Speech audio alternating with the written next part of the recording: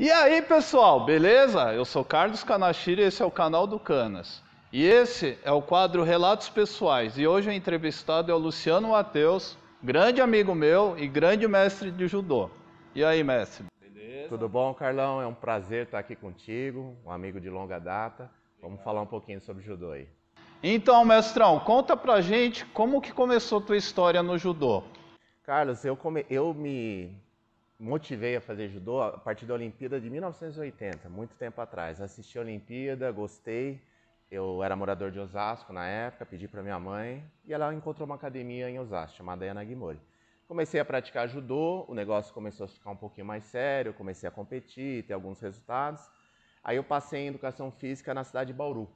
Aí fui estudar educação física em Bauru e fui competir também por Bauru. Aí consegui passar em São Paulo, na Universidade de São Paulo, voltei para São Paulo e aí eu já integrei um projeto da Universidade de São Paulo, chamava-se USP Xerox, que fomentava atletas. Só que nessa fase, Carlos, eu já estava meio atleta e meio profissional de educação física, eu estava estudando também.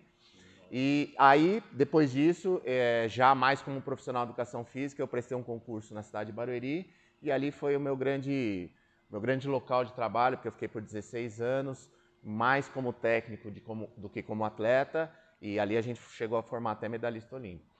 Então essa foi a trajetória. Então, mestrão, a gente sabe, o mestre é muito bom em periodização, hein? Opa! Então conta pra nós, mestre, qual periodização deu mais certo nos teus atletas de judô? Bom, Carlos, para mim falar um pouquinho de periodização, eu tenho que contextualizar um pouquinho a luta. O treinamento da luta em si, e isso seja no judô, no jiu-jitsu, nas diversas academias, é muito voltado para o volume e para a resistência. E a gente sabe que fora o volume e a resistência, a gente tem outras capacidades físicas muito importantes na luta. Força e potência. Então, eu busquei estudar isso, eu busquei em literatura principalmente russa, metodologias de treino que enfatizasse isso. Já que o treino em si, já o volume, a resistência já era muito trabalhado, eu queria força e potência. Então, os blocos de força foi o que eu mais utilizei e eu acredito que tenha tido mais sucesso. Então, você periodizava, fazia um período de base, depois entrava com força submáxima, força máxima, potência, velocidade e ia para a competição. E aí, dependendo do calendário do atleta, a gente organizava, dependendo da disponibilidade para treinamento, até do próprio nível técnico do atleta. Mas respondendo diretamente a sua pergunta, é blocos de força. Ah, legal. E se tiver algum atleta teu, lógico, você usou essa periodização de blocos para a maioria. E se tiver algum que não se adeque, o que você faz? Você muda a periodização ou... Então, aconteceram algumas coisas, por exemplo, quando o atleta ele tinha uma competição no meio da periodização, às vezes ele era convocado pela seleção, ou às vezes ele era convocado para um período de treino, que isso acontece muito nas artes marciais, concentração, o pessoal do jiu-jitsu chama de camping, né? Então o pessoal vai para uma concentração da seleção, aí inviabilizava alguns trabalhos. O que a gente fazia nesse sentido? A gente tentava averiguar as principais carências do atleta, e quando eles tivessem um processo de recuperação, não tivesse um volume muito grande de treino, a gente entrava. Então, exemplificando, eu tenho dificuldade de pegada. Então, a gente fazia trabalhos de membro superior, por exemplo, supino, antebraço, remada inversa e tal, e os trabalhos específicos da luta propriamente dita. Então, a gente ia na deficiência do atleta. Quando ele não era num trabalho geral de força, a gente buscava as deficiências e tentava trabalhar em cima disso. E o lance da pliometria, eu não sei se a maioria sabe, mas que dá o tempo de reação e velocidade, né? Lógico que a pliometria tem dois trabalhos, né? O componente elástico e o componente de força. Exatamente. No caso teu, para os judocas, você usa a pliometria fora de temporada ou só próximo às competições? E em que momento? Antes do treino, depois do treino? Boa pergunta, Carlos.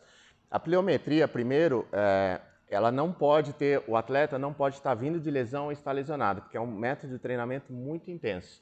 Então, já é um limitante aí, porque o atleta de luta, muitas vezes ele convive com pequenas lesões, batidas, entorses. Então, primeira coisa é o atleta não estar lesionado.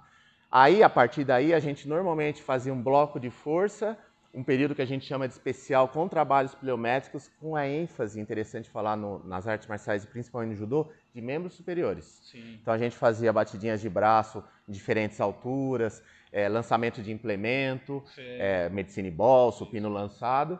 Então era o segundo período, após a base, vinha esse período que era o período pré-competitivo ou especial, e aí vinham as competições. Então, se você pegar em 3 meses, seria lá pelo segundo mês que a gente trabalharia.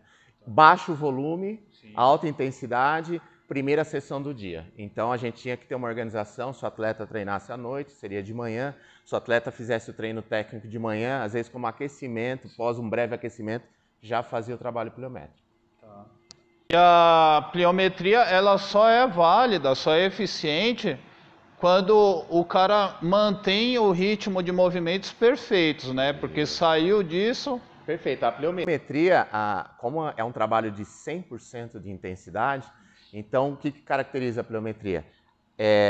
Volume muito baixo. Normalmente a gente brinca a regra do 25. O pessoal fala, o que é a regra do 25? 2 a 5 séries, 2 a 5 minutos de intervalo, 2 a 5 repetições. Então é tudo muito pouquinho. Por quê? Para preservar a alta intensidade. Perdeu a qualidade técnica, isso o feedback do atleta, do técnico já ele consegue visualizar isso. O cara saltou um pouquinho mais baixo, já não coordenou o movimento, parou. Não pode entrar, não existe resistência de pliometria, não existe. Então é alta intensidade, baixo volume, pausa longa e sempre como de preferência a primeira sessão do dia. O atleta vem do descanso, então ele está recuperado. Ok. E no caso do judô, a gente sabe que é um esporte muito lesivo. O que você faz? Qual o trabalho que você faz de prevenção e outro? Depois que o cara está lesionado mesmo, de reabilitação, qual o trabalho? Antes e depois? Olha, ou Carlos, prevenção? eu acho que envolve multifatorial. Por exemplo, o que a gente está falando de organização de treino, muitas das lesões é pelo alto volume de treino. Judô, jiu-jitsu e outras artes marciais, às vezes tem aquele conceito de quanto mais melhor. E não funciona assim. Um atleta vai para uma competição de judô de alto nível hoje, a luta é de 4 minutos. E tem caras que fazem 60, 70 minutos de luta numa sessão de treino. Quer dizer, é um disparate muito grande. E isso, além de não ser específico, muitas das vezes o cara treina com um laço de fadiga grande e gera lesão. Então, a primeira coisa de prevenção de lesão é melhor organização do treino como um todo. Não é só treinar mais. Muitos atletas têm vontade, mas às vezes o descanso faz parte do treino, a recuperação faz parte do treino e isso é negligenciado. Segunda coisa, eu gosto muito dos trabalhos de core, tá? Às vezes a gente faz como estratégia de aquecimento. Então, 15, 20 minutos, em vez de muitas corridas, muitos exercícios calistênicos, você faz o core, serve como aquecimento, serve como prevenção. Quando o atleta tem alguma lesão, por exemplo, estou com uma lesão no braço, algum ângulo eu não consigo trabalhar. Sim. Eu gosto também de muito trabalho isométrico. O ângulo que ele não sente muita dor, eu fortaleço, pelo menos eu mantenho o nível de força. E o próprio trabalho de força que a gente já falou, ele também tem a função preventiva. Então, resumidamente, melhor organização de treino, alguns trabalhos específicos como o de core, isometria e a sessão de força também, ela tem a característica preventiva também. Outra coisa, no treino do judô ou jiu-jitsu, enfim, a maioria das artes marciais não é o treino tradicional de musculação. Então, no caso, a gente vai perguntar aqui para o mestre quais os melhores exercícios ou os exercícios mais eficientes que você viu na musculação. Lógico, o arranco, o arremesso, esses exercícios livres que deram mais resultado para os atletas de judô. Como você bem pontuou, Carlos, a musculação tradicional, que é a 3 de 12, 3, 4 exercícios por grupo muscular, esquece. Isso aí é para hipertrofia, é para qualidade muscular, não tem aplicabilidade em desempenho competitivo. Sim. É o básico, pessoal. Supino, agachamento, remada, leg press. Dos exercícios tradicionais de musculação. Terrinha, né? Isso dentro de uma periodização. Sim, não é aleatório. E os derivados do LPO, do levantamento de peso olímpico. Arranco, arremesso, meia puxada, só um encaixe. Então, a regra do 25, 2 a 5 exercícios, 2 a 5 repetições, poucas séries, alta intensidade. Então, respondendo, 3 básicos, supino, agachamento e o leg press, por exemplo. ou supino, agachamento e uma remada. Isso. É o básico do básico. São multiarticulares, você consegue transferir, empurrar e puxar os movimentos da luta, tá? E os derivados da LPO. Eu diria que esses são, não tem muito segredo, é você colocar bem organizado nos períodos de treino o básico, não tem nada de invencionismo. Os isolados é muito difícil a gente estar trabalhando, a não ser naquela... O cara tem um déficit muito grande de antebraço, posso fazer uma rosca inversa, um de tríceps, mas senão são os multiarticulares mesmo. Até porque, Carlos, o foco não são nos exercícios de musculação, isso é um complemento. Isso. O atleta de luta, ele destina 60%, 70%, 80% do seu treino ao treinamento específico. Então a gente tem que fazer algo que venha a somar e não gere laço de fadiga. Por isso que eu sou fã dos exercícios de força de baixo volume, alta intensidade, com os exercícios básicos. E próximo à competição, as competições principais, o volume de musculação fica bem pequeno, né? Devido ao treino específico. Sim, normalmente é uma sessão semana, a gente chama de manutenção de força. Então, para o cara, pelo menos, ter um estímulo neural, tá? Ele não vai ter grandes ganhos nessa época, porque não tem como com um volume muito baixo, então é só manutenção de força. Mas o atleta que se organizou bem, ele treinou já as valências antes, ali é só manutenção, porque ele tem que estar preocupado com o técnico tático, com o específico, a estratégia de luta, muitas vezes com a perda de peso, que é um negócio muito recorrente de arte marcial e que complica muitas vezes os trabalhos. Mas então a musculação é baixo volume, uma vez por semana, manutenção de força. Então agora a gente vai ver com o mestre quais os melhores golpes ou os golpes que ele mais gosta no judô e que são mais eficientes. Beleza? Beleza, Carlão. Vamos lá então, mestre. Vamos lá. Bom, pessoal, eu gosto muito do Ultimata. Ultimata é uma grande varrida de perna. Não existe um golpe melhor. Por quê? Você tem que ver disputa de pegada, a estatura do cara, a estratégia que ele gosta de lutar. Então é uma variedade enorme de possibilidades. O judô, eu costumo dizer que ele é muito democrático, porque ele é dividido por peso, por faixa etária. Então, pode o gordinho, o magrinho, o baixinho, o altinho, o fortinho, o magrinho, ele vai, e cada um desses provavelmente vai ter a sua técnica de preferência. Eu, no meu biotipo, na minha vivência, eu me adaptei muito com o Ultimata e até meus 20 anos era o meu principal golpe, tá? Que me levou a título paulista e tudo mais. Agora, aí é um dos princípios do treinamento, individualidade biológica. Sim. Então, cada um vai se adaptar de acordo com a sua necessidade e com o que... não tem uma resposta. No meu caso, era o Ultimata. Legal. Tá. Caramba, obrigado, mestre. Opa, Carlos.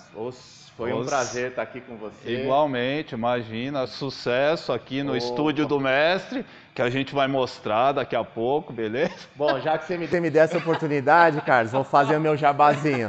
A gente está aqui em Alphaville com o Estúdio Fighters. É um estúdio localizado na Alameda América.